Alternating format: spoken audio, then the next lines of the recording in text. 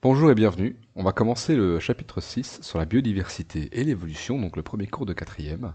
Et pour commencer, je vous demanderai d'aller voir tout d'abord le, le petit documentaire sur les écosystèmes en Thaïlande que j'ai mis dans la playlist, qui est la première vidéo de la playlist.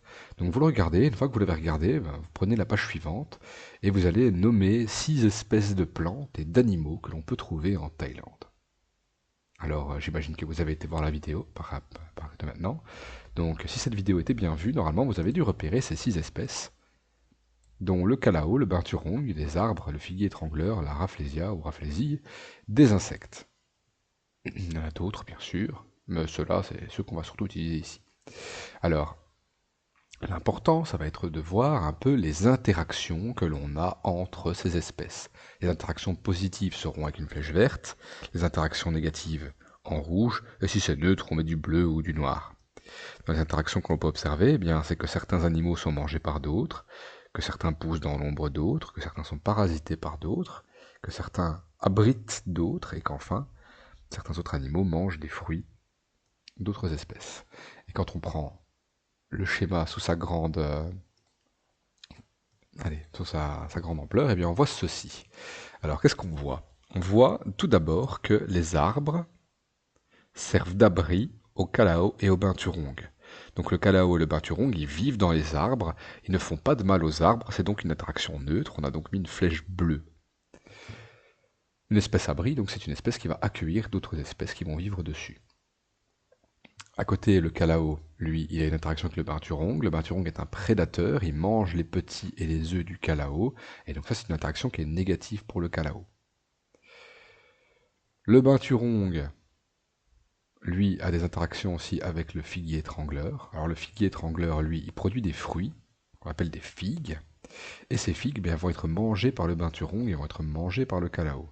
Alors vous avez vu qu'on a choisi une couleur de flèche qui est verte pour cette interaction, parce qu'en fait l'interaction entre le binturong et le calao et le figuier étrangleur sont des interactions positives. Lorsqu'un animal va venir manger les fruits d'une plante, eh bien il va venir ensuite avaler les graines tout rond, et va ensuite, dans ses déjections, rejeter ces graines, qui vont ensuite servir à planter de nouveaux figuiers étrangleurs au pied de nouveaux arbres, et ce qui va permettre aux figuiers étrangleurs de se développer plus loin. Donc ça permet aux figuiers de déplacer ses graines plus loin.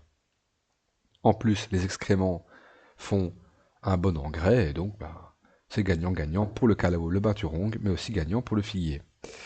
Alors par contre, on voit qu'il y a une interaction négative entre le figuier étrangleur et l'arbre, et ben c'est tout simplement parce que le figuier étrangleur, dans son nom, on a étrangleur, il va pousser autour d'un arbre, il va l'étrangler, hein, et il va aussi prendre toute la lumière, ses feuilles vont venir par-dessus les feuilles de l'arbre, ce qui fait que l'arbre va s'affaiblir, va finir par mourir, et laissera de la place à de nouveaux petits arbres. Donc le figuier étrangleur fait son travail ici, il est un parasite, il parasite l'arbre, ça veut dire qu'il vit dessus, mais qu'il n'apporte rien de positif pour l'arbre. Alors, on a la rafflesia, la plante de rafflesie, qui elle a une interaction négative avec l'arbre. En fait, elle est en compétition avec l'arbre. Ce qui se passe, c'est que l'arbre fait de l'ombre à la rafflesia, et cette ombre eh bien, fait que la rafflesia ne peut pas faire de photosynthèse. Du coup, elle doit trouver son énergie et sa nourriture ailleurs. Et l'énergie et la nourriture qu'elle va trouver ailleurs, c'est dans les insectes. Donc elle va manger des insectes. Alors vous voyez, on n'a que 6 espèces animales et végétales ici, et on voit qu'il y a déjà énormément d'interactions entre elles. Et c'est ça qui forme ce qu'on appelle les écosystèmes. Des animaux, des végétaux, qui vivent dans un endroit et qui ont des interactions. Alors pour être plus précis, les interactions, vous avez déjà vu ça en première et deuxième, logiquement, et celle que vous avez vue, c'est celle-ci, c'est l'interaction est mangée par. Donc on met toujours la flèche de celui qui est mangé vers celui qui mange, toujours. Et ça, vous avez vu ça sous le nom de réseau trophique. Donc un réseau trophique, qu'est-ce que c'est? Eh bien, c'est tout simplement une série d'espèces animales, végétales, des champignons, qui se mangent les uns les autres. On a ce qu'on appelle les producteurs primaires, hein, pour le rappel, et on a ensuite les consommateurs, et on a les super prédateurs qui sont tout au-dessus. Le type d'interaction qu'on voit est un peu plus complexe, on en voit un peu plus, et comme ça n'englobe pas uniquement les interactions d'espèces qui se mangent les unes les autres, eh bien, on va appeler ça la biocénose. Alors la biocénose, c'est quoi? Eh bien, c'est l'ensemble des êtres vivants qui vivent dans un milieu et qui ont des interactions entre eux. Donc l'ensemble de ces interactions-là, c'est la biocénose. Comme type d'interaction, on a le parasitisme, donc une espèce qui vit aux dépens d'une autre. Exemple, chez l'humain, on a le pouls. Le pouls peut venir vivre sur vos cheveux, il va se nourrir de votre sang, mais il ne va rien apporter de positif, il n'y a que lui qui va venir se servir sur vous, et donc ça c'est du parasitisme. On a la prédation, c'est une espèce qui en mange une autre. Donc s'il y a une espèce qui vient vous manger comme un ours blanc, eh bien, c'est un prédateur, et vous êtes mangé par ce prédateur. Ça fait partie du réseau trophique. Il y a le symbiotisme, ce sont des espèces qui s'entraident l'une l'autre. Par exemple, si on prend le poisson clown, si vous avez vu Nemo, eh bien Nemo, il vit dans une autre espèce animale qu'on appelle l'anémone, une espèce de tentacule comme ça, et il vient se cacher dedans. Eh bien Nemo, quand il prend quelque chose à manger à l'extérieur, il ramène un peu à manger, il laisse traîner des miettes dans l'anémone, et donc ça profite à l'anémone aussi, parce que l'anémone va pouvoir manger. Et en échange, l'anémone protège le poisson clown, car si un prédateur s'approche de l'anémone, eh bien celui-ci va être piqué et la piqûre d'une anémone est extrêmement douloureuse. Et on a les espèces abris, donc c'est des espèces qui en accueillent d'autres. On a bien sûr d'autres types d'interactions, hein. On n'a pas toutes les reprendre ici. Exemple, par exemple, on voit les flèches ici en rouge qui représentent la prédation. On a les flèches en vert ici qui représentent la production d'oxygène pour l'un pour l'autre, par exemple. On a aussi les espèces qui vont dévorer les cadavres et les recycler. Ce sont tous des types d'interactions qu'il peut y avoir dans une biocénose. Donc je répète, la biocénose, l'ensemble des interactions des êtres vivants qui vivent dans un même milieu.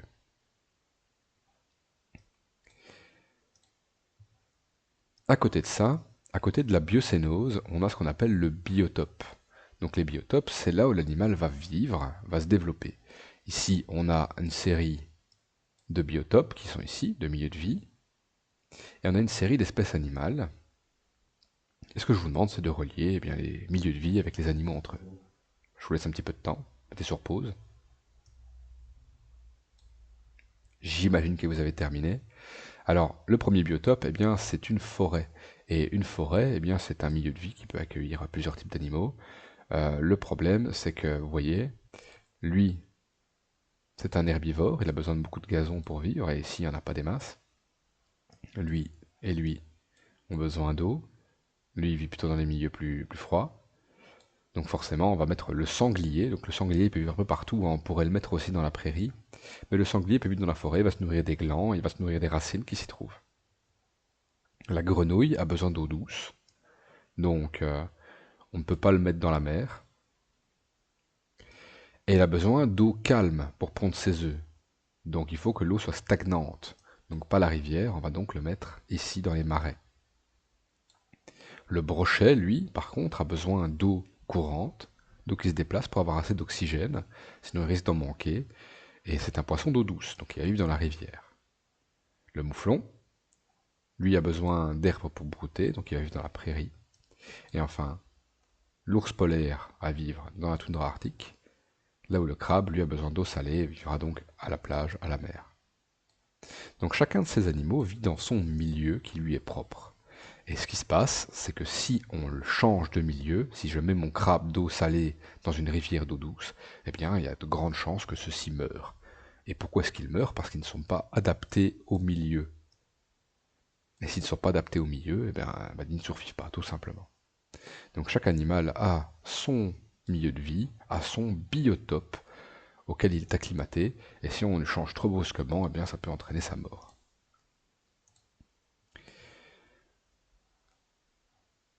Je vous laisse le temps de copier, mettez sur pause si vous n'avez pas le temps. Voilà. Conclusion, il y a deux types de facteurs qui peuvent empêcher les animaux de vivre ou non dans un milieu. Le premier type de facteur, c'est les facteurs biotiques. Eh bien, c'est simple. Si maintenant vous avez un être vivant qui va venir dévorer un autre type d'être vivant, ça va l'empêcher de se développer. Prenons par exemple l'exemple du paon. Si on met des paons dans une forêt, ils vont survivre tant qu'il n'y a pas de prédateurs. Si maintenant on met une bonne douzaine de tigres par paon, ils vont tous se faire bouffer et du coup, ils ne sauront pas survivre. Donc les facteurs biotiques, c'est l'ensemble des facteurs vivants qui peuvent empêcher une espèce de se développer.